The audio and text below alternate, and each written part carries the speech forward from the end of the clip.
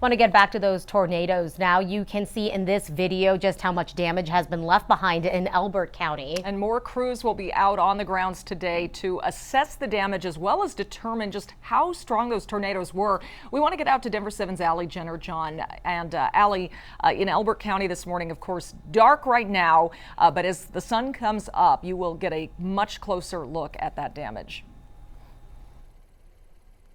Yeah, it's scary. I mean, it's clear that people are waking up this morning with a list of to-dos and many worries. This is just one of the homes behind us where you're able to see the windows completely blown out and then all the debris from those tornadoes touching down all over the area. You can see over there, it looks like part of a roof. I was speaking with the sheriff's department here on scene. They said to be careful. There's lots of nails just scattered about. And then even if you go off to the highway, there's also just debris pushed up against fences. The sheriff's department has been out here all morning. They say they've been worried about loiterers trying to get into these homes because 19 homes we know were damaged. That's according to officials on X, and the National Weather Service is expected to be out here later this morning to assess the size and damage of these storms. It's quiet out here right now, much like the Greenleaf family described it to Denver 7 before the tornado hit. Brothers Bryce and Blaine say there was no rain or warning of a tornado, which made it extremely scary when they saw this funnel cloud form and realized what was going on. Both say the family then moved to safety in their basement, and when they came back upstairs,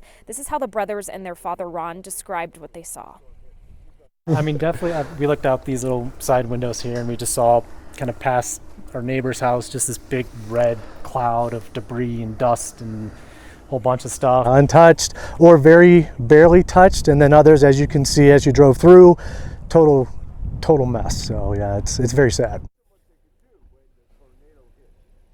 Now this morning, we're told the Elbert County Emergency Management is taking the lead on some of these cleanup efforts. The Red Cross has deployed disaster action teams to help those impacted. A lot to see this morning, and we'll get to all of that throughout the morning here on Denver 7, so you can see yourselves just how horrible some of this damage is. Again, in total, the National Weather Service confirms 4 tornadoes in our state, so we're waiting to hear back from the National Weather Service about here in Elbert County, but I do want to toss things out to my colleague, Wanye Reese. I know more to see out there. It's just pretty sad. Good Monday morning to you, Allie. My heart certainly goes out to everybody who's being impacted by these tornadoes. Denver 7 got a chance to speak with a woman whose home was badly damaged out here in Bennett. The Adams County Sheriff's Office telling us that about 17 structures were impacted, including that woman's home. And we can report this morning, thankfully, some little bit of good news throughout all these tornadoes is that no injuries have been reported, and thankfully no deaths have been reported as well. So let's talk a little bit more about this right now. The National Weather Service says 2 tornadoes touched down here in Bennett. Later this morning, crews from the National Weather Service will be on the scene to get a reading on the size, speed, and damage left behind from this tornado. And that's when we're going to be able to get that EF0, EF1 rating. We've already seen the damage to homes like Victoria's. It's on your screen right now, where things are just completely thrown around. So we just sat here on the porch and watched it. And then it kept getting closer, and we still thought it was going to stay to the west of us. This kitchen island was over in the kitchen. The top came off.